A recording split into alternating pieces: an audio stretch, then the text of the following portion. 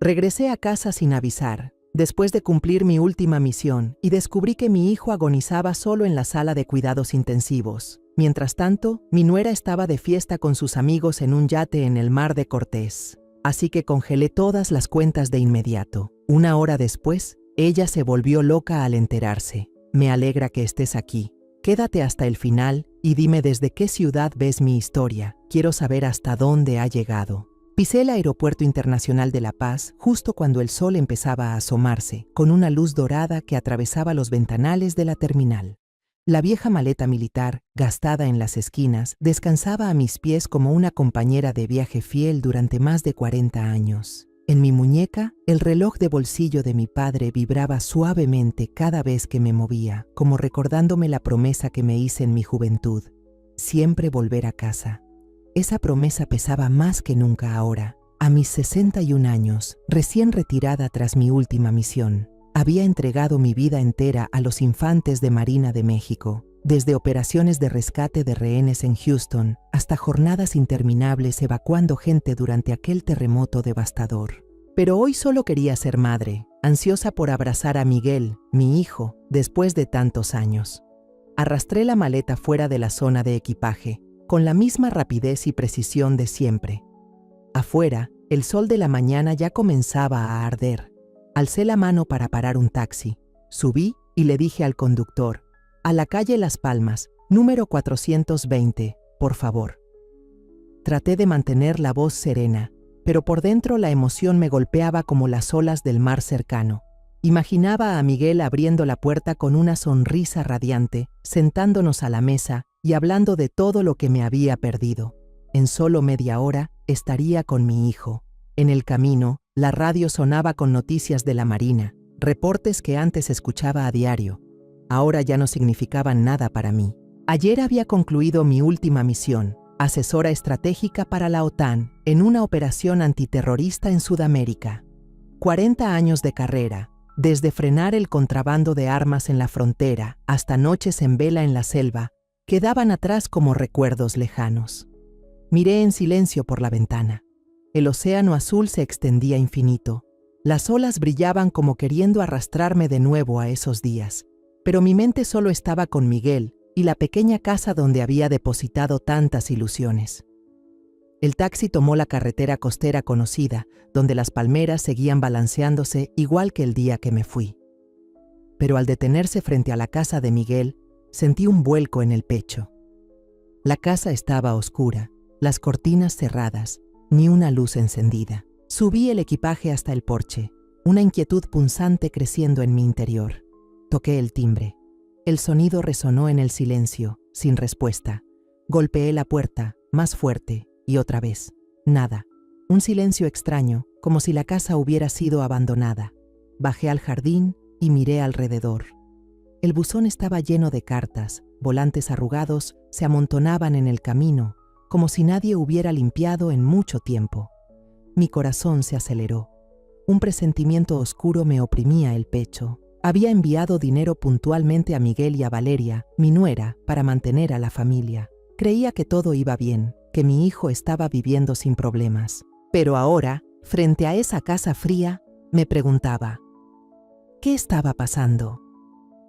Justo en ese momento vi a doña Teresa, la vecina de Miguel, regando flores al otro lado de la calle.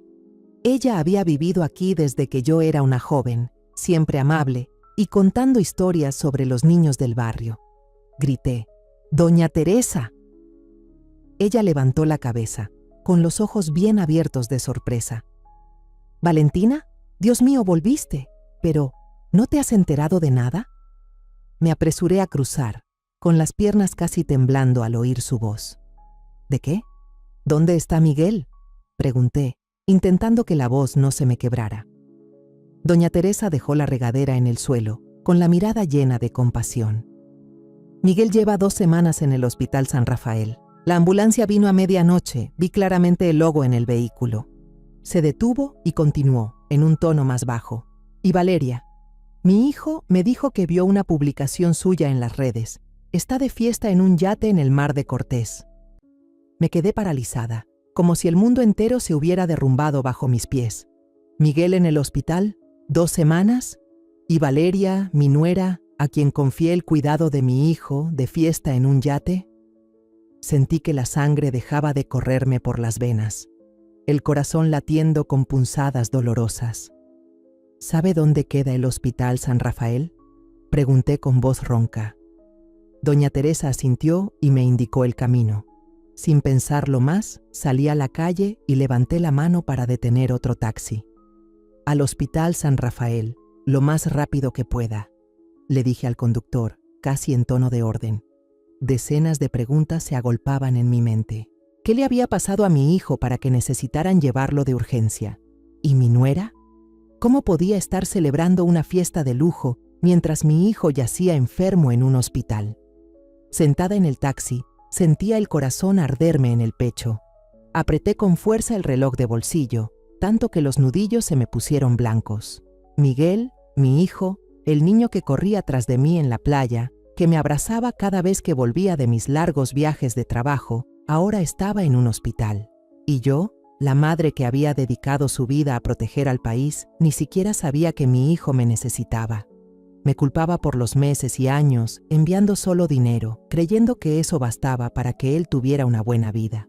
Pero ahora solo quería llegar junto a Miguel, verlo, saber que estaba vivo, que estaba bien. El taxi se detuvo frente a la entrada del Hospital San Rafael y el sol del mediodía me deslumbró. Pagué al conductor, arrastré mi maleta por la entrada y traté de controlar mi respiración para no ceder al pánico que amenazaba con desbordarme. El vestíbulo estaba abarrotado, con voces, pasos y el altavoz llamando a pacientes como una música caótica. Fui directo al mostrador de recepción, donde una joven enfermera revisaba expedientes. «Busco a Miguel Pérez», dije con la voz seca, como si cada palabra me costara un esfuerzo enorme.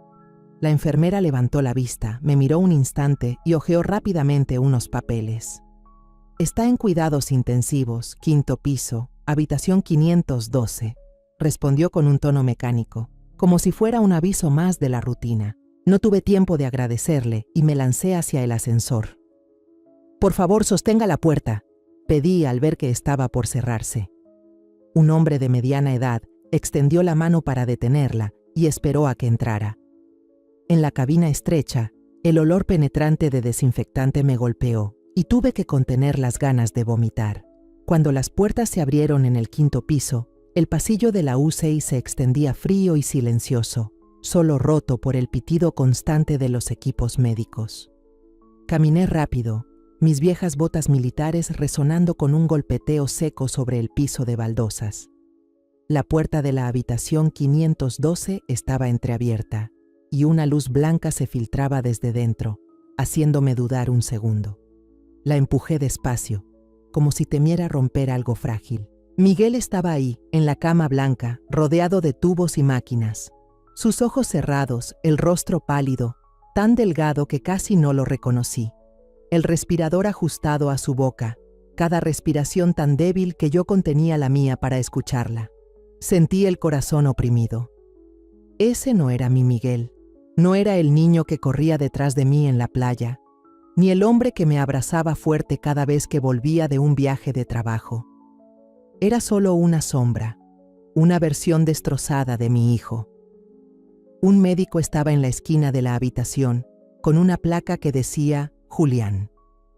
Revisaba los indicadores en la pantalla, con la mirada concentrada pero fría. Se giró hacia mí y preguntó, ¿es usted familia del paciente? Asentí con la voz entrecortada. Soy la madre, Valentina.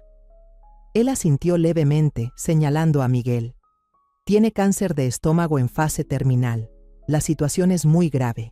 Si se hubiera tratado antes, quizá habría sido diferente. Su voz era plana, como si hablara de un caso cualquiera, pero cada palabra era un cuchillo en mi pecho. ¿Cáncer? ¿Fase terminal? Repetí, con la voz temblorosa, sin creer lo que escuchaba. Una hora antes me había imaginado abrazándolo, escuchándolo contarme cómo habían sido sus días sin mí. Pensé que lo vería sano, sonriendo, no así, atrapado entre máquinas sin vida. ¿Cómo pasó esto? ¿Por qué nadie me avisó? Pregunté, casi suplicando. El doctor Julián negó con la cabeza, con un destello de compasión. Nadie ha venido a verlo desde que ingresó. Intentamos contactar a la familia, pero no fue posible. Nadie vino a verlo. Esa frase me golpeó directo al pecho. Valeria, mi nuera, en quien confié para cuidar de Miguel, ¿dónde estaba? Recordé las palabras de doña Teresa, la publicación en redes, el yate, las fiestas. La rabia me quemó, pero fue ahogada por el dolor. Me acerqué a la cama y tomé su mano fría. Su piel era fina como papel, con venas azules marcadas. Miguel, soy mamá, susurré, conteniendo las lágrimas. Ya estoy aquí, hijo. De pronto, sus labios se movieron, sus párpados temblaron y abrió los ojos. Estaban nublados, pero con un brillo familiar. ¿Mamá?, murmuró, tan débil que tuve que inclinarme para oírlo. Mamá, te amo. Antes de que terminara, la máquina de ritmo cardíaco emitió un pitido largo y agudo, cortando el aire. Me aferré a su mano. «Miguel, no, hijo», grité, pero el doctor Julián me apartó, llamando a las enfermeras. «Salga, déjenos trabajar», ordenó con firmeza. Me sacaron al pasillo. Miré por la ventana mientras las enfermeras corrían. Sonaban máquinas, voces urgentes, todo mezclado. Me cubrí el rostro, llorando sin control. «Por favor, no te lo lleves», repetía, como si eso pudiera retenerlo. Pero minutos después, el doctor Julián salió, se quitó los guantes y negó con la cabeza. «Lo siento mucho», dijo con voz grave. «Hicimos todo lo posible». Sentí que me vaciaba por dentro. Mis piernas cedieron y salí tambaleando de la UCI, sin atreverme a mirar la sábana blanca cubriendo su rostro. Miguel se había ido, justo cuando acababa de volver. No alcancé a decirle cuánto lo amaba, ni que lamentaba haberlo dejado solo. Me quedé en el pasillo, bajo una luz fría y blanca, sintiendo un vacío inmenso, como si el mundo entero se hubiera derrumbado. Saqué el teléfono, con las manos temblando, y marqué el número de Valeria. Del otro lado se escuchaba música fuerte, risas y voces, como si estuviera en medio de una fiesta. «¿Qué pasa?», respondió Valeria, con un tono seco, sin el menor interés. Respiré hondo, tratando de mantener la voz firme. «Miguel murió». Hubo unos segundos de silencio, y luego contestó, como si hablara del clima. «Ah, sí, estoy ocupada. Hablamos después». La llamada se cortó. Me quedé inmóvil. El teléfono resbaló de mi mano y cayó al suelo. Valeria no preguntó nada, no mostró tristeza. Estaba de fiesta, mientras mi hijo acababa de dar su último suspiro. Me di la vuelta y caminé hacia la salida del hospital. Afuera el sol seguía brillando, pero yo solo sentía frío. Un frío que me calaba hasta los huesos. Había perdido a Miguel, y ahora sabía que también había perdido la fe en la única persona que alguna vez llamé familia. Valeria, a quien creí que cuidaría de mi hijo, nos había traicionado de la forma más cruel. Salí por la puerta del Hospital San Rafael. La luz del mediodía me dio de lleno en la cara, pero lo único que sentí fue un vacío helado por dentro. Mis piernas pesaban, como si cada paso fuera un esfuerzo para no derrumbarme. No recuerdo cuánto caminé, solo que debía llegar a la oficina administrativa para hacer el trámite del acta de defunción de Miguel. La palabra defunción resonaba en mi cabeza como un martillazo, destrozando cualquier esperanza que pudiera quedar. Mi hijo, el niño al que crié y amé con todo mi corazón, ahora era solo un papel, un sello, un nombre en un archivo del hospital. En la oficina administrativa, una joven enfermera, con el cabello recogido en una coleta alta, me entregó una bolsa de plástico transparente. «Estas son las pertenencias del señor Pérez», dijo con voz suave, pero apurada por la rutina de un día de trabajo. Tomé la bolsa con las manos temblorosas y miré a través del plástico. Adentro estaba el reloj de Miguel, la cartera de cuero gastada que le regalé en su cumpleaños número 20 y su teléfono con la pantalla rayada. Abrí la cartera, buscando encontrar algo suyo, una huella de la vida que había vivido. Pero estaba vacía, solo quedaban sus documentos y una foto vieja, con las esquinas arrugadas. En la imagen, Miguel y yo estábamos en la playa. Él era apenas un niño, con una sonrisa radiante y un papalote rojo en la mano. Apreté la foto contra mí, como si al soltarla, los recuerdos de mi hijo se desvanecieran también. Pedí al médico que me entregara todo el historial clínico de Miguel. Otro doctor, no el doctor Julián, entró con un grueso expediente en la mano. Aquí está todo el historial, dijo, dejando el montón de papeles sobre la mesa. Fui pasando las páginas, fechas de ingreso, análisis y el diagnóstico final. Cáncer gástrico en etapa terminal con metástasis. Me detuve, la vista nublada al leer esa línea. El médico a mi lado bajó la voz. Si lo hubieran traído unos meses antes, quizá habría vivido 1 o 2 años más, pero cuando ingresó, su estado ya era demasiado grave. Asentí sin poder hablar, sintiendo que el pecho se me apretaba. 1 o 2 años. Si hubiera estado en casa, si me hubiera fijado más en él, si no hubiera dejado que Valeria se encargara de todo, ¿habría tenido Miguel una oportunidad? ¿Quién es la persona de contacto principal?, pregunté con voz ronca. La enfermera de guardia, que estaba cerca, revisó su libreta y respondió: Valeria López. Hemos llamado varias veces, enviado mensajes, pero no hemos podido contactarla. Me quedé helada, como si me hubieran dado una bofetada. Valeria, la misma a la que yo le enviaba dinero cada mes, en quien confiaba para cuidar de Miguel, no apareció.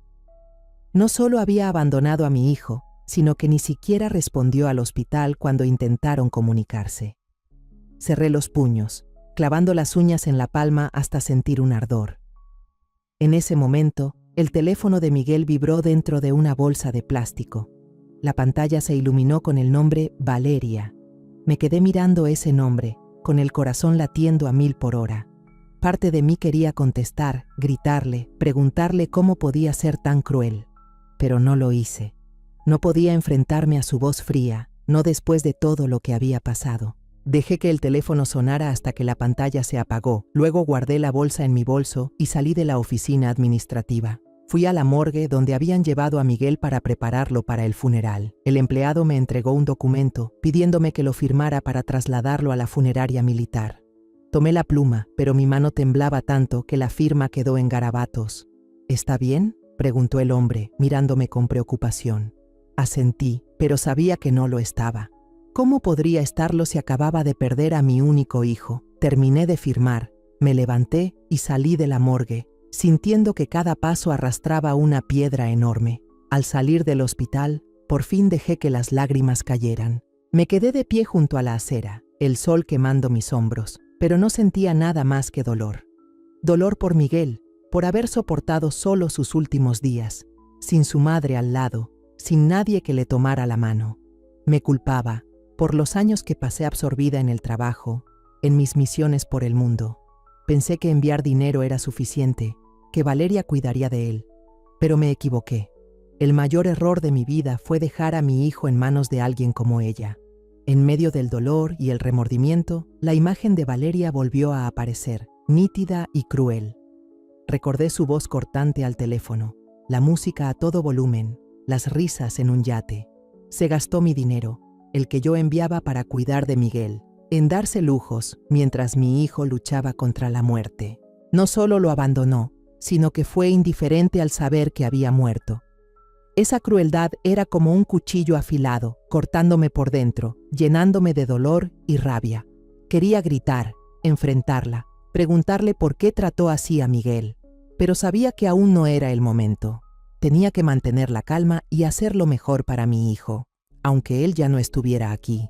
Saqué el teléfono y marqué el número del teniente coronel Javier Ortega, un viejo amigo del ejército que ahora trabajaba en la Agencia de Administración Financiera Militar.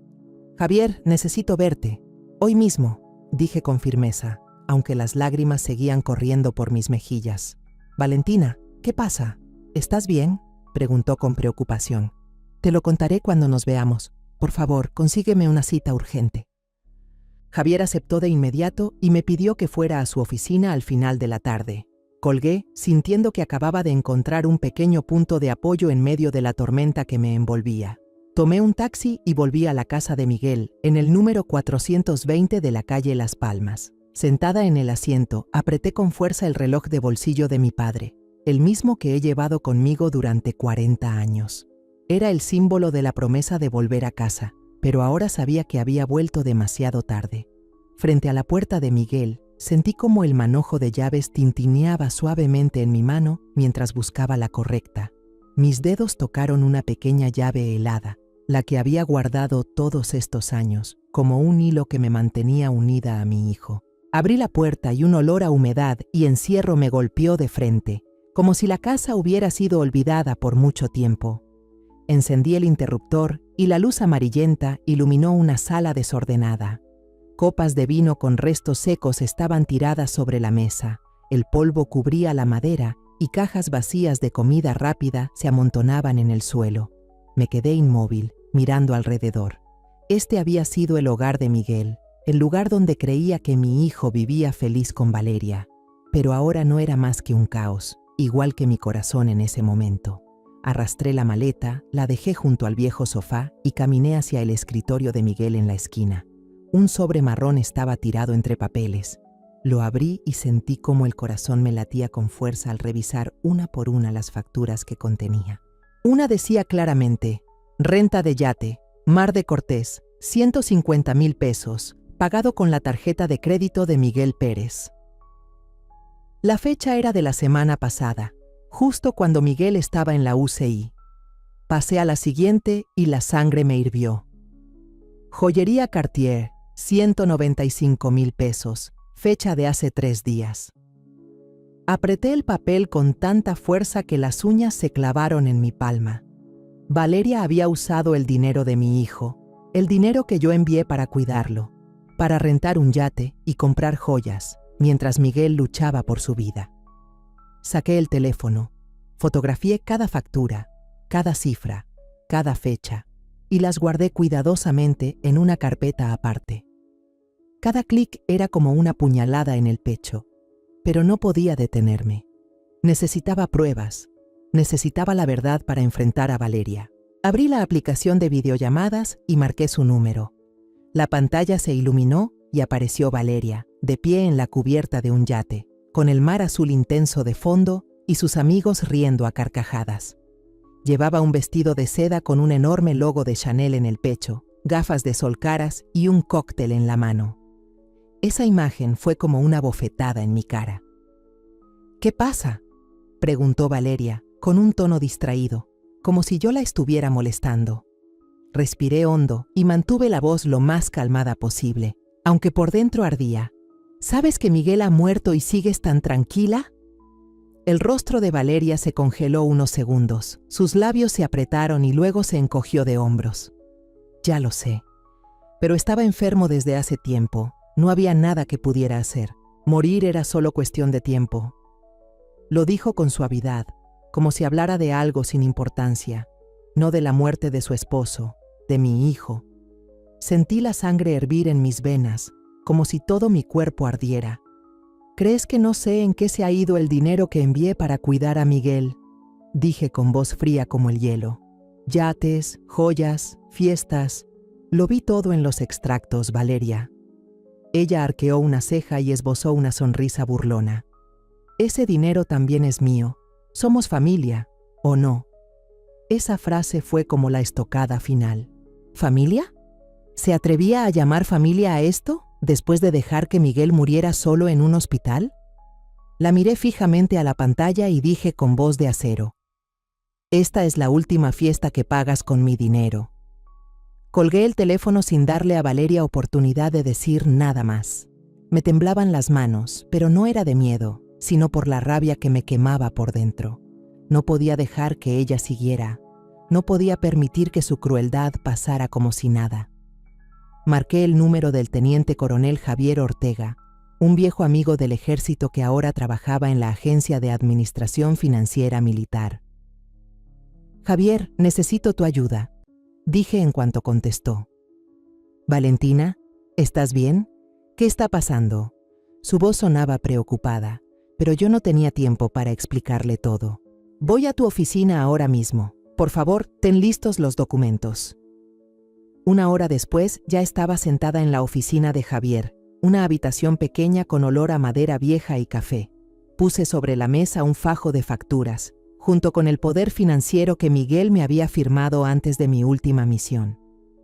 Valeria gastó el dinero de Miguel, el dinero que envié para cuidar a mi hijo en estas cosas, dije, empujando los documentos hacia Javier.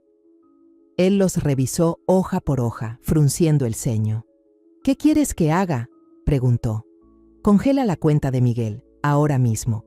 Anula todas las tarjetas de crédito vinculadas y transfiere el saldo restante a mi cuenta. Javier asintió, sin hacer más preguntas. Él me conocía, sabía cómo actuaba cuando las cosas llegaban demasiado lejos. En apenas 20 minutos, terminó todos los trámites. Listo, dijo, entregándome un comprobante. La cuenta está bloqueada, las tarjetas de crédito anuladas y el saldo transferido a tu nombre. Asentí, sintiendo que me quitaba un peso de encima, aunque el dolor seguía ahí, afilado y constante. Al salir de la oficina, el teléfono empezó a vibrar sin parar. Valeria llamaba una y otra vez. No contesté, pero los mensajes de texto y de voz empezaron a llegar. Primero, su voz llena de ira. ¿Qué demonios hiciste con la cuenta? ¿Crees que tienes derecho a arruinarme la vida? Luego su tono bajó, sonando suplicante. Valentina, podemos hablar. No quise hacer daño. Solo necesitaba el dinero para salir adelante. Por favor, reabre la cuenta. Ábrela sin tú. Escuché cada mensaje, cada palabra, pero no sentí ni una pizca de compasión. Valeria no pidió perdón por haber abandonado a Miguel, ni mencionó a mi hijo. Solo pensaba en sí misma. Apreté en mi mano el reloj de bolsillo de mi padre. El metal helado me recordaba que debía mantenerme firme. Salí a la calle, el sol de la paz seguía igual de brillante, pero dentro de mí había una tormenta. Regresé a la casa de Miguel, decidida a encontrar más pruebas, cualquier cosa que pudiera desenmascarar a Valeria. En mi mente seguía viendo a Miguel en la cama del hospital, su mano fría y escuchando su voz débil. Mamá, te quiero. No podía permitir que se fuera en vano. Valeria tendría que pagar, no solo por el dinero, sino por la crueldad que le robó a mi hijo sus últimos días. Él pudo haber vivido un poco más. Pude haberlo abrazado de nuevo, escucharlo hablarme con una voz más fuerte, no tener que recibir su cuerpo el mismo día que salí del servicio, cuando aún tenía el corazón lleno de esperanza. Empujé la puerta y entré en la casa de Miguel, que ahora era solo una cáscara fría de lo que alguna vez fue. Puse la bolsa de plástico con las pertenencias de mi hijo sobre la mesa del comedor. La luz tenue iluminaba su reloj de pulsera y su vieja billetera de cuero, recordándome la cruel realidad. Miguel ya no estaba. Moví una silla, me senté y abrí la vieja computadora portátil militar que había llevado conmigo todos esos años de servicio. La pantalla se encendió, proyectando una luz azul y fría sobre mi rostro. Respiré hondo, intentando que mi mente no se hundiera en el dolor que me gritaba por dentro. No era momento de derrumbarse. Necesitaba actuar. Necesitaba proteger lo que quedaba de mi hijo. Ingresé a la cuenta bancaria militar usando la autorización financiera de emergencia que Miguel me firmó antes de que saliera a mi última misión. En la pantalla apareció la confirmación de la orden de congelar la cuenta, enviada por Javier Ortega. Revisé cada detalle, asegurándome de que no hubiera ningún hueco por donde Valeria pudiera tocar el dinero de Miguel. Activé también las alertas. Cualquier intento de retiro sería notificado de inmediato a mi teléfono. Al terminar, sentí un pequeño alivio, como si acabara de levantar un muro de acero entre Valeria y lo que le pertenece a mi hijo. Luego entré a los estados de cuenta de los últimos 3 meses. Los números aparecían fríos y claros, como una acusación sin palabras. Una serie de gastos lujosos. 80,000 pesos por una fiesta en un yate en el Mar de Cortés. 45,000 pesos por una cena en un restaurante de lujo en Los Cabos. 120,000 pesos en una tienda de moda en La Paz. Fui pasando cada transacción, y cada cifra era como una puñalada al corazón. Ese dinero era mi sudor y mis lágrimas, los meses que pasé jugándome la vida en el campo de batalla, pensando que estaba pagando por el bienestar de Miguel, pero en realidad solo alimentaba la vanidad de Valeria, mientras mi hijo estaba en el hospital, solo, sin nadie que lo cuidara. Tomé capturas de cada transacción. Las guardé con cuidado en un disco duro externo y en una memoria USB pequeña que siempre llevo conmigo. Cada clic era una afirmación. No voy a dejar que Valeria se salga con la suya.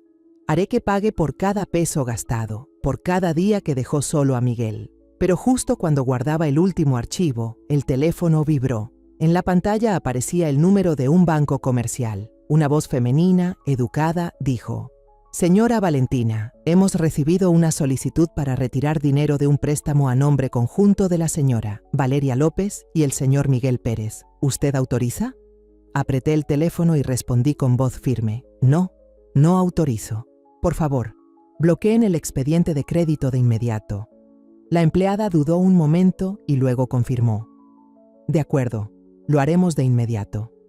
¿Desea dejar alguna instrucción adicional?». «No hace falta», respondí y colgué. Me quedé sentada en la sala, en silencio, escuchando solo el crujido del ventilador de techo.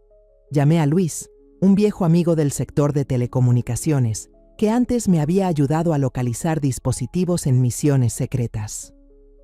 «Luis, necesito que revises un número de teléfono», le dije, con voz tranquila pero cargada de urgencia. «Es de Valeria López. Quiero saber dónde está». Luis aceptó sin pensarlo y apenas 10 minutos después me devolvió la llamada. «La señal de su teléfono está en alta mar, en el mar de Cortés, probablemente en un barco. ¿Te paso las coordenadas?». Asentí, aunque él no pudiera verme. «Mándalas». Gracias empezaba a oscurecer y la luz que entraba por la ventana se tornaba de un tono naranja suave. Cerré la casa de Miguel con llave. Tomé las llaves de su vieja camioneta, esa de la que yo solía bromear que era demasiado vieja para un chico joven. Conduje hasta el supermercado más cercano y compré agua, comida enlatada y 3 candados nuevos, los más resistentes que tenían. Al regresar, cambié todas las cerraduras de la puerta principal y la trasera. Con cada vuelta del destornillador, imaginaba que cerraba de golpe el paso a Valeria, bloqueando cualquier oportunidad de seguir aprovechándose. Coloqué cinta adhesiva militar con un código sobre cada candado, un hábito de mis días en el ejército, para asegurarme de que nadie los manipulara. Mientras empacaba los papeles sueltos de Miguel en una caja de cartón, encontré una libreta vieja, de tapa de cuero gastada y con la cuerda floja.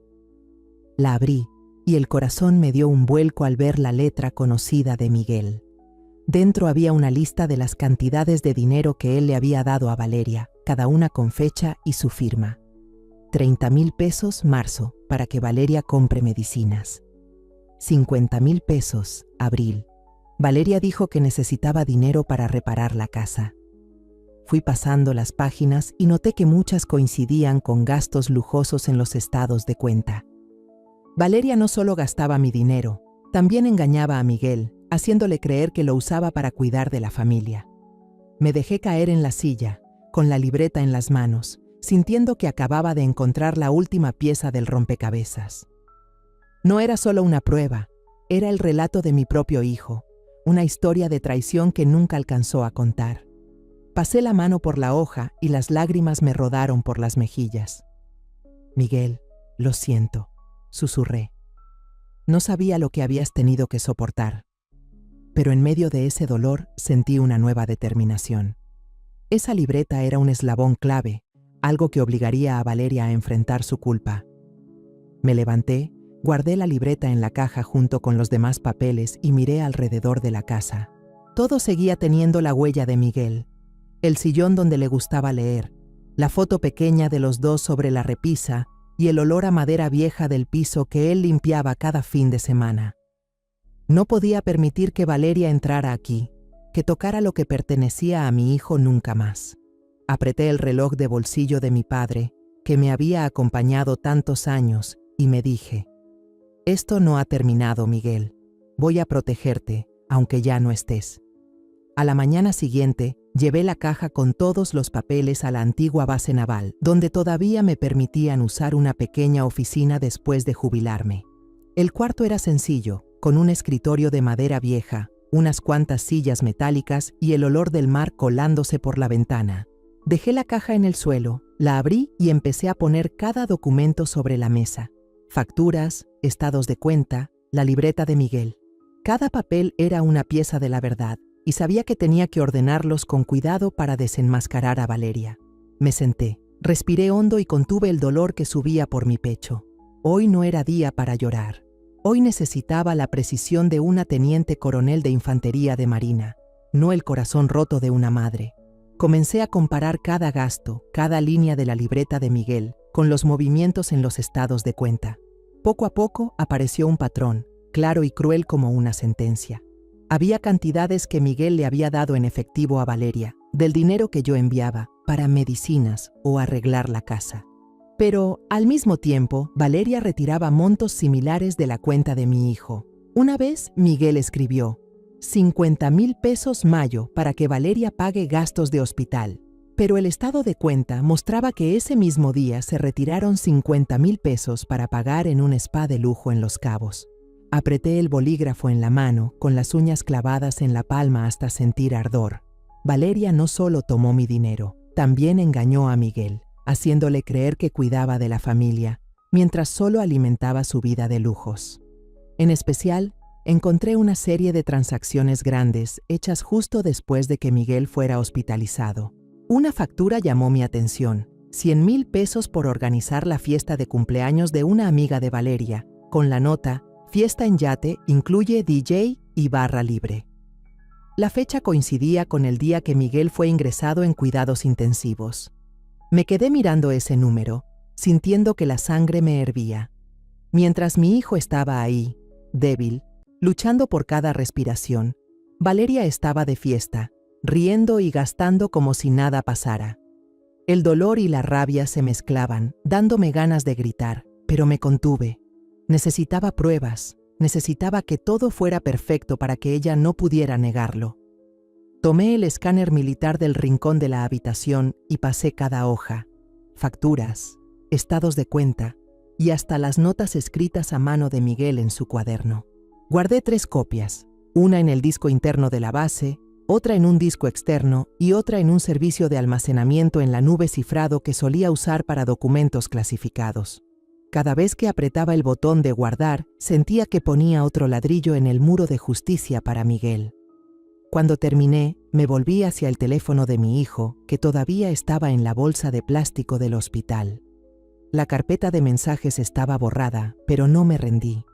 Abrí otras aplicaciones de mensajería y, por suerte, logré recuperar algunas conversaciones. En un grupo de chat, Valeria mandó la foto de una bolsa Louis Vuitton junto al mensaje: acabo de comprarme esta, con dinero de Miguel. Ese tipo no va a vivir mucho más, ni modo. Lo leí una y otra vez, y cada palabra era como un cuchillo en el corazón. Valeria no solo lo estaba aprovechando, sino que veía la muerte de mi hijo como una oportunidad. Seguí revisando el correo de Miguel, usando la contraseña que él usaba en nuestras cuentas compartidas. Por suerte, pude entrar. En la carpeta de enviados, encontré un correo de reserva para un crucero, enviado desde la cuenta de Miguel a una empresa de eventos. La nota me dejó helada. Usa la tarjeta de Valentina. Ella no va a salir de la base por mucho tiempo, y si vuelve, tendrá que avisar. Me dejé caer en la silla, con la cabeza entre las manos. Valeria no solo le quitaba dinero, también planeaba todo sabiendo que yo estaba lejos y no podía supervisar nada. Había aprovechado mi ausencia y la confianza de Miguel para montarse una vida de lujos sobre el dolor de mi hijo.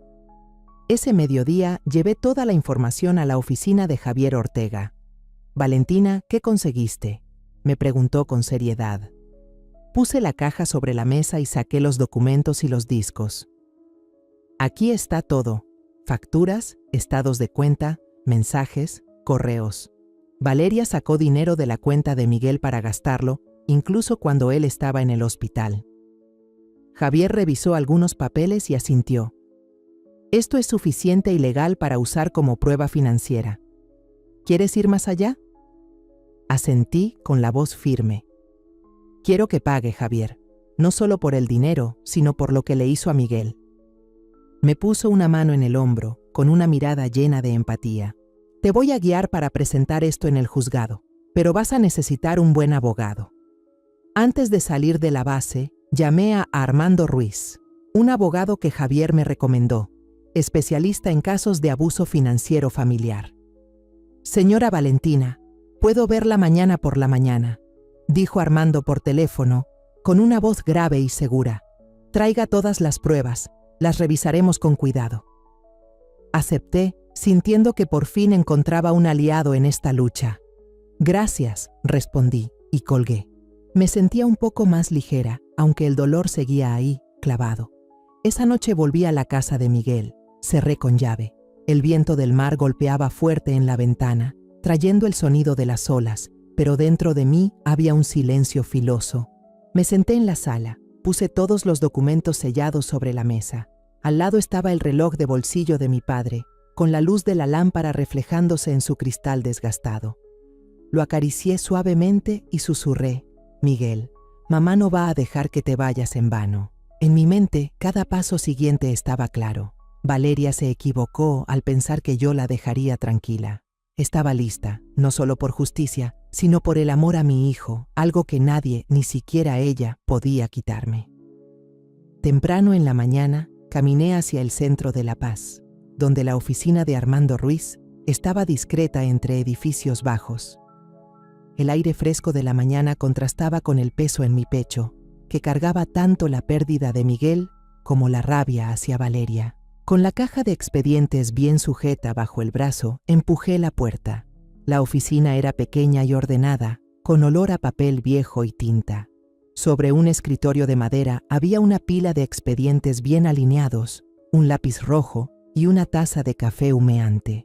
Armando, un hombre de unos 40 años, se levantó para recibirme.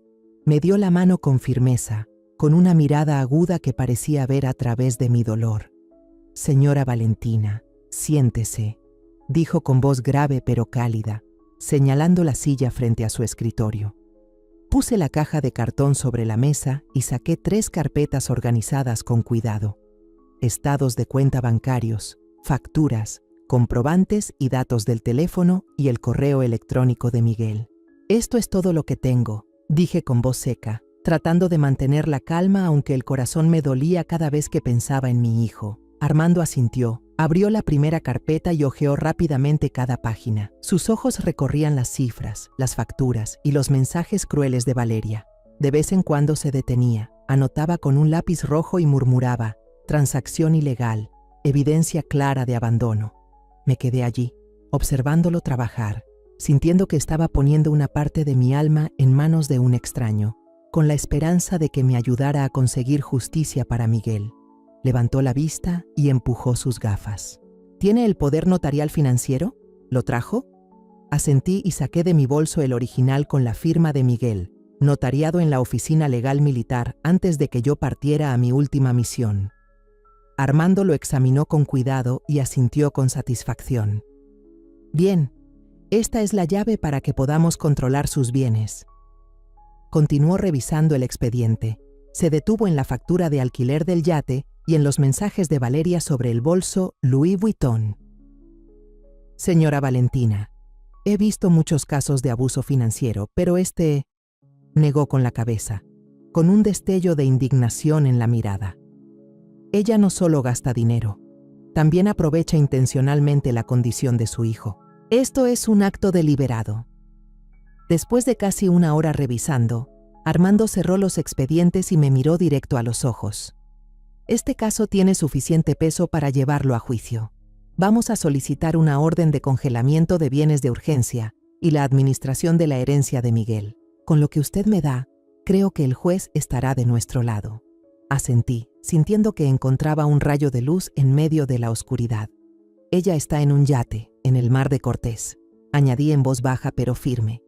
Tengo la ubicación gracias a un amigo. Armando sonrió con frialdad, su mirada era afilada. Ella no se imagina la rapidez con la que vamos a actuar. Valeria cree que puede esconderse en el mar para siempre, pero la ley no espera.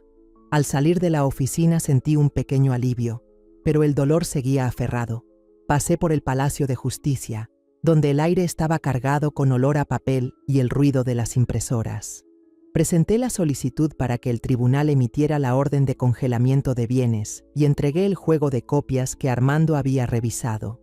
Una empleada judicial, una mujer de mediana edad, con mirada cansada, recibió los documentos y confirmó: la audiencia será en las próximas 72 horas, le avisaremos. Asentí, le di las gracias y salí. El sol de La Paz golpeaba fuerte, pero yo solo sentía frío. Todo lo que hacía era por Miguel, pero cada paso me recordaba que él ya no estaba aquí. Por la tarde fui a la funeraria militar para completar los trámites del sepelio de Miguel. El uniforme que mandé hacer para él ya estaba listo, un uniforme militar azul oscuro, igual al que yo usaba cuando era joven. El encargado de la funeraria, un viejo veterano, puso su mano sobre mi hombro. «Será enterrado con todos los honores, teniente coronel Valentina», dijo con voz grave y triste. Asentí sin poder hablar, mirando el uniforme doblado sobre la mesa, con la pequeña medalla brillando bajo la luz. Imaginé a Miguel con esa ropa, pero la imagen solo hizo que el corazón me doliera más. Mi hijo debería estar vivo, sonriendo, a mi lado. Cuando regresé a la casa de Miguel, ya estaba anocheciendo. Abrí la puerta, entré y vi un sobre blanco que había pasado por debajo de la puerta, tirado solo en el piso. Lo recogí, lo abrí y encontré un papel escrito a mano con la letra de Valeria. «Valentina, ¿podemos arreglar esto entre nosotras? Necesito dinero para pagar deudas. Por favor, no lleves las cosas tan lejos». Lo leí de nuevo. Cada palabra era como una bofetada en la cara. No pedía perdón, no mencionaba a Miguel, ni una sola palabra de dolor. Todo era sobre dinero, como si la muerte de mi hijo fuera solo un pequeño obstáculo en su vida de lujos. Doblé la carta, la puse en el expediente de pruebas y no respondí.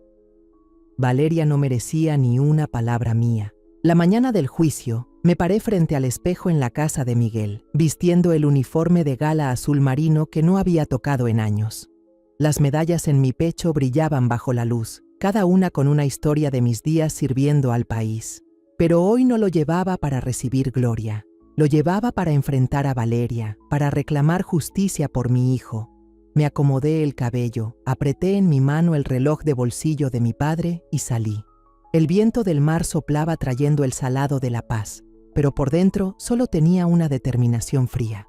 La sala del tribunal era amplia. La luz blanca de los focos de neón caía sobre todo, haciéndolo ver nítido y frío. El olor a madera vieja y húmeda de las bancas llenaba el lugar, como si el tiempo se hubiera detenido ahí. Entré con el expediente apretado contra mi pecho, Armando Ruiz a mi lado, con la mirada aguda pero serena. Del otro lado, Valeria ya estaba sentada, con un vestido Gucci ajustado, el cabello rizado con esmero y en la mano el iPhone más nuevo. Llevaba maquillaje cargado, delineado de ojos afilado, pero yo podía ver lo falso en la forma en que bajaba la cabeza, intentando aparentar cansancio. Todos en la sala sabían que estaba actuando, pero ella insistía en verse como una víctima. El juez, un hombre de mediana edad con rostro serio, sentado en lo alto, pidió a ambas partes que expusieran. Armando se levantó, colocó el grueso expediente sobre la mesa, cada sección organizada como una acusación perfecta. «Su señoría, tenemos pruebas claras del abuso financiero y del abandono de las responsabilidades familiares por parte de la señora Valeria López hacia su esposo, el señor Miguel Pérez», comenzó con voz firme. Empezó a mostrar en la pantalla grande estados de cuenta con gastos de lujo, yates, restaurantes exclusivos, joyas costosas. Luego, facturas duplicadas que probaban que Valeria retiraba dinero de la cuenta de Miguel, incluso cuando él ya le había dado efectivo. Finalmente, proyectó fotos de redes sociales. Valeria sonriendo en un yate, levantando una copa de cóctel, mientras Miguel estaba en la UCI, a solo unas millas. Me quedé sentada, viendo cada imagen, cada una como un cuchillo en el corazón. Recordé la voz débil de Miguel: «Mamá, te quiero», y luego el pitido largo del monitor de ritmo cardíaco. Valeria no solo se llevó el dinero, también se llevó los últimos días de vida de mi hijo, días que pudo haber vivido si hubiera recibido la atención adecuada. Cerré el puño, mis uñas clavándose en la palma, conteniéndome para no llorar en la sala. El abogado de Valeria, un hombre joven con un traje brillante, se levantó para responder. «Su señoría, Estos gastos son un derecho legal de la señora López como esposa del señor Pérez. Además, la enfermedad del señor Pérez era irreversible. No se puede responsabilizar a mi clienta. Su voz era fluida, pero vi cómo Valeria evitaba mi mirada mientras él hablaba. Ella sabía la verdad y yo sabía que no podría negarla por mucho tiempo. Armando pidió llamar a un testigo y el doctor Julián, quien había tratado a Miguel, entró. Se puso frente al tribunal, con voz grave pero clara. Si el señor Pérez hubiera sido ingresado antes y recibido la atención adecuada, habría podido vivir entre 1 y 2 años más. Pero nadie se puso en contacto con nosotros. Nadie lo visitó durante las 2 semanas que estuvo en la UCI.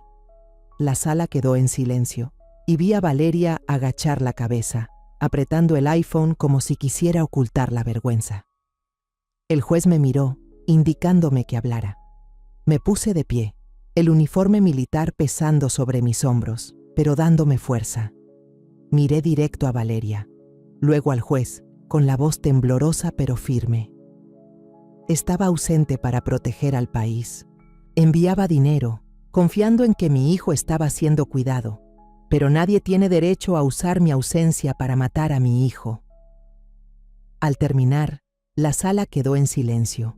Solo se escuchaban respiraciones suaves y el sonido del bolígrafo del secretario del tribunal. Valeria bajó la cabeza aún más, pero no vi ni una pizca de arrepentimiento en sus ojos. El juez asintió, revisó el expediente una vez más antes de declarar. El tribunal ordena congelar todos los bienes del señor Miguel Pérez. La administración provisional de la herencia queda a cargo de la señora Valentina Pérez. La señora Valeria López tiene prohibido acceder a los bienes y a la vivienda del señor Pérez hasta nueva orden. El golpe del mazo resonó, seco y firme, como un punto final al infierno que Valeria había causado. Valeria se levantó de golpe, el rostro enrojecido, gritando: «¡Vas a arrepentirte, Valentina! ¡No puedes hacerme esto!». Su voz chillona rebotó en las paredes, pero los agentes judiciales se acercaron rápido, pidiéndole que saliera de la sala. La vi mientras se la llevaban, su vestido Gucci deslizándose por la puerta, y por primera vez sentí que se había hecho un poco de justicia. Pero eso no alivió el dolor. Miguel no volvería, y la crueldad de Valeria seguía siendo una cicatriz que nunca sanaría en mi corazón. Recogí los documentos, los guardé con cuidado en el maletín y salí de la sala. El sol del mediodía en La Paz brillaba fuerte, reflejándose en mi uniforme y haciendo destellar las medallas. Pero no sentía orgullo ni triunfo. Solo sentía un alivio silencioso, como si todo lo que había hecho me hubiera permitido cumplir la promesa que le hice a Miguel, aunque él ya no estuviera aquí para verlo. Cuando terminó el juicio, supe que no tenía tiempo para descansar ni dejar que el dolor me hundiera. Miguel se había ido, pero yo debía hacer algo para que su legado siguiera vivo, para que lo que él sufrió no fuera en vano. Conduje directo al banco, llevando la resolución judicial. En la ventanilla, terminé los trámites para obtener el control total de los bienes de Miguel. La empleada del banco, una mujer de mediana edad, con mirada amable, revisó los documentos y me dijo: «Señora Valentina, todo ha sido transferido a su nombre. ¿Cómo quiere manejar este dinero?». Respiré hondo, con voz firme. «Quiero dividirlo en 2. Una parte a mi cuenta personal, la otra para crear un fondo». Llamé al fondo Fondo Miguel, una entidad sin fines de lucro, registrada en la Secretaría de Desarrollo Social de México esa misma semana. La idea me vino cuando estaba en la morgue, mirando el traje de Miguel listo para el funeral.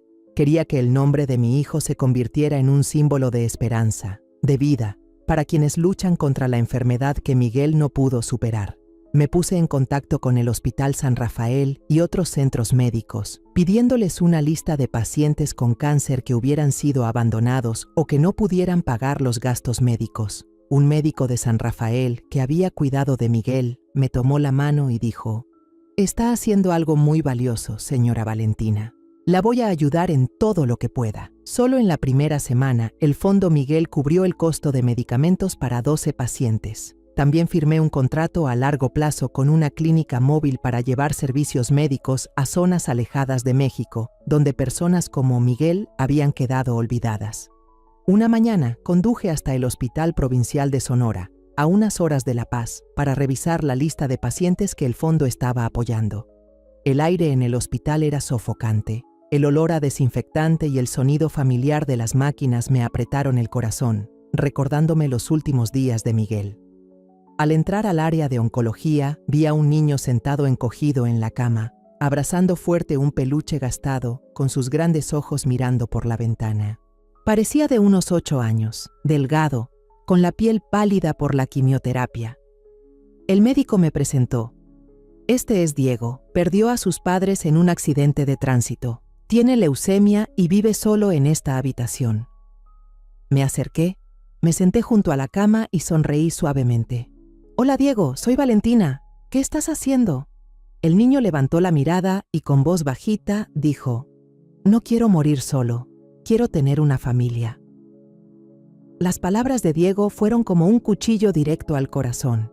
Sus ojos, claros pero llenos de tristeza, eran iguales a los de Miguel cuando era pequeño, cuando me abrazaba y preguntaba cuándo volvería a casa. Le tomé la mano, tan pequeña y fría, y le dije, no estás solo, yo estoy aquí. El médico comentó que Diego tenía posibilidades de recuperarse si recibía tratamiento continuo y cuidados adecuados. Sin dudar, decidí usar el Fondo Miguel para cubrir todos sus gastos médicos y contratar a una enfermera particular para que lo cuidara bien. Unas semanas después volví al Hospital de Sonora, llevando una bolsa de naranjas frescas y un libro infantil que pensé que le gustaría. Diego estaba mejor, aunque había perdido casi todo el cabello por la quimioterapia. Sus ojos brillaban y por primera vez lo vi sonreír, una sonrisa inocente que me calentó el alma. Me senté a su lado y le conté sobre los días en que remaba por el mar de Cortés, sobre las olas grandes y los atardeceres encendidos. Diego escuchaba atento, acariciando su peluche. «Señora Valentina, ¿alguna vez tuvo miedo en el mar?», preguntó con curiosidad. Sonreí y le acaricié la cabeza. «Claro que sí, pero aprendí que, por grandes que sean las olas, si agarras fuerte el remo, siempre llegarás al otro lado». Cada vez que lo visitaba, llevaba su comida favorita, flan casero, jugo de mango o galletas con chocolate. Me sentaba a su lado, lo ayudaba a comer cucharada por cucharada, limpiándole la boca cuando se ensuciaba. Esos momentos me hacían sentir como si estuviera cuidando a Miguel otra vez, como si me devolvieran lo que no pude darle antes. Diego empezó a abrirse más, contándome su sueño de ser astronauta y viajar a Marte. «Quiero ver todo el mundo desde arriba», decía con los ojos encendidos. Yo asentía, con las lágrimas queriendo salir, pero me las guardaba y solo sonreía. «Lo vas a lograr, Diego, yo creo en ti». Una tarde, cuando me preparaba para salir del hospital, Diego me tomó la mano, con la mirada dudosa. «Señora Valentina, ¿puede ser mi abuela?». La pregunta del niño me dejó paralizada, como si el mundo entero se detuviera en ese instante. Miré a los ojos claros de Diego, vi el reflejo de Miguel y sentí que mi corazón sanaba un poco. Me acerqué, lo abracé fuerte y las lágrimas rodaron por mis mejillas. «Claro que sí, Diego, seré tu abuela». El niño me abrazó con fuerza, el peluche quedó aplastado entre nosotros y pude sentir el calorcito que emanaba de su frágil cuerpo. Ese mismo día, comencé los trámites para la adopción legal. Me puse en contacto con el Departamento de Asuntos Sociales, preparé los documentos y organicé una pequeña habitación en la casa de Miguel para Diego. Pinté las paredes de azul marino, el color que Diego dijo que le gustaba porque se parece al cielo. Compré una cama individual, una mesita y puse su peluche sobre la almohada. Cada paso de la preparación era una promesa conmigo misma. No dejaría que Diego estuviera solo, como yo, sin querer, dejé a Miguel. El Fondo Miguel no solo era el legado de mi hijo, ahora también era el puente que me llevaba a Diego, un niño que trajo luz a mis días más oscuros. 6 meses después del juicio, recibí una llamada del médico del hospital de la provincia de Sonora. «Señora Valentina, tengo buenas noticias», dijo con entusiasmo al otro lado de la línea. «Diego ha respondido bien al tratamiento. Los últimos análisis muestran que ya no hay células cancerígenas». Me quedé inmóvil en la cocina, sujetando el teléfono con fuerza, mientras las lágrimas corrían por mis mejillas. Diego, el niño que conocí en una fría habitación de hospital, ahora tenía una oportunidad de vivir. «Gracias, doctor», susurré con la voz quebrada. «Voy para allá de inmediato». Me apresuré a preparar todo y llevé conmigo una pequeña bolsa de regalo, un gorro de lana azul que había tejido para Diego, esperando que le gustara. El día que Diego salió del hospital, conduje la vieja camioneta de Miguel hasta Sonora. El niño estaba en la entrada, delgado pero con los ojos brillantes, abrazando su peluche desgastado. Al verme corrió hacia mí con una sonrisa radiante como el sol. «¡Abuela!», gritó lanzándose a mis brazos. Lo abracé fuerte, sintiendo el calor de su pequeño cuerpo, y en ese momento vi la sombra de Miguel. «Vamos, nieto», le dije acariciándole la cabeza. «Vámonos a casa». Subimos a la camioneta. El sonido del mar de Cortés llegaba desde lejos, y el olor salado y familiar entraba por la ventana. La casa de Miguel ahora se había convertido en el hogar de los dos. La primera cena en casa fue sencilla pero cálida. Cociné tacos, el plato favorito de Diego, con carne molida y salsa de tomate hecha en casa. Diego puso con cuidado su peluche junto al portarretratos de Miguel en la repisa. Luego me miró con timidez y preguntó: «¿Cree que el tío Miguel me hubiera querido?». Sonreí y puse mi mano sobre su hombro. «Claro que sí, Diego. El tío Miguel estaría muy orgulloso de ti». El niño asintió, sus ojos brillaron y volvió a la mesa para darle una gran mordida a su taco, riendo cuando la salsa le quedó en la barbilla. Le limpié la boca, sintiendo una alegría pequeña pero real, como si estuviera reviviendo los días junto a Miguel. En las semanas siguientes, empecé a cambiar la casa para que fuera realmente el hogar de Diego y mío. Pinté la sala de color arena, un tono cálido que pensé que traería frescura. En la terraza, planté bugambilias, cuyas flores rojas se mecían con la brisa marina. En el patio trasero, coloqué una hamaca nueva, donde a Diego le gustaba recostarse a leer o mirar el atardecer. Las cosas de Miguel, libros, ropa, algunas fotos, las guardé cuidadosamente en un armario de madera, no para olvidarlas, sino para proteger intacta la memoria de mi hijo. Cada vez que abría el armario, tocaba su chaqueta favorita y susurraba: «Sigues aquí, ¿verdad?». Continué dirigiendo el Fondo Miguel, ampliando las actividades a las zonas montañosas de Oaxaca y Chiapas. El fondo ha ayudado a decenas de pacientes con cáncer a recibir tratamiento temprano. Personas que sé que, sin esa ayuda, podrían haber tenido el mismo destino que Miguel. Diego suele sentarse a mi lado en la mesa, haciendo la tarea o dibujando. Me dibujó con un uniforme militar, de pie junto a él, con el mar de Cortés azul intenso detrás.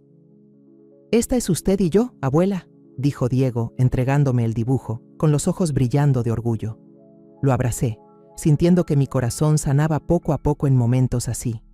Una vez al mes, llevo a Diego a participar en el grupo de voluntarios del Fondo Miguel, llevando medicinas y comida a comunidades lejanas. Diego se integró rápido, corriendo con otros niños y repartiendo regalos con una sonrisa radiante. «Abuela Valentina, ¿puedo llevar más dulces la próxima vez?», me preguntó, con un paquete de galletas que acababa de entregar en la mano. «Claro, pero tienes que pedirle permiso a la abuela primero», respondí guiñándole un ojo. Al verlo reír y jugar, sentí que una parte de Miguel volvía a la vida, como si mi hijo nos estuviera mirando y sonriendo desde algún lugar.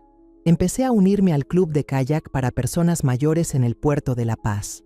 Cada mañana temprano, remaba sobre pequeñas olas, sintiendo el agua fresca tocarme las manos, recordando los días de entrenamiento en el mar. Pero ahora remaba por gusto, por la paz que pensé que nunca volvería a encontrar. A veces Diego se sentaba en la orilla, agitándome la mano y gritando: «¡Rema más rápido, abuela! ¡Un pez te está siguiendo!». Yo reía a carcajadas, sintiendo mi corazón más liviano cada día. Todas las tardes, Diego y yo íbamos al pequeño huerto detrás de la casa. Él sembraba tomates y yo cultivaba hierbas aromáticas. La primera temporada cosechamos una canasta llena y esa noche Diego me ayudó a cocinar pasta con salsa de tomate fresco. «Está más rico que los tacos, abuela», exclamó con la boca llena de salsa. Sonreí, acariciándole la cabeza, sintiendo una felicidad sencilla que nunca pensé que volvería a sentir. De vez en cuando, el abogado Armando llamaba para avisarme que Valeria seguía intentando demandar o reclamar bienes. «Acaba de presentar otra solicitud, pero el juez la rechazó», dijo Armando con voz tranquila.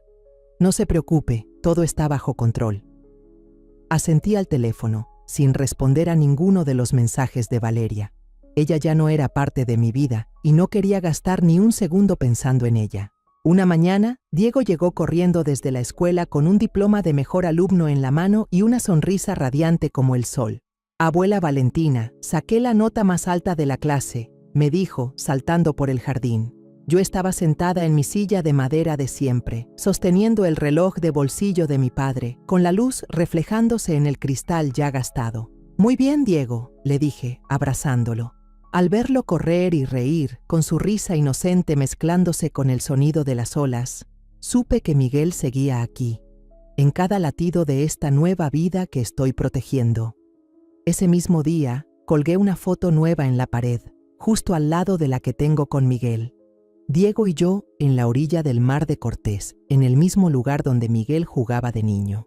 Pegué una nota al lado que decía: «Miguel siempre está con nosotros». Me hice hacia atrás, miré las dos fotos y por primera vez en muchos años sentí que realmente había vuelto a casa.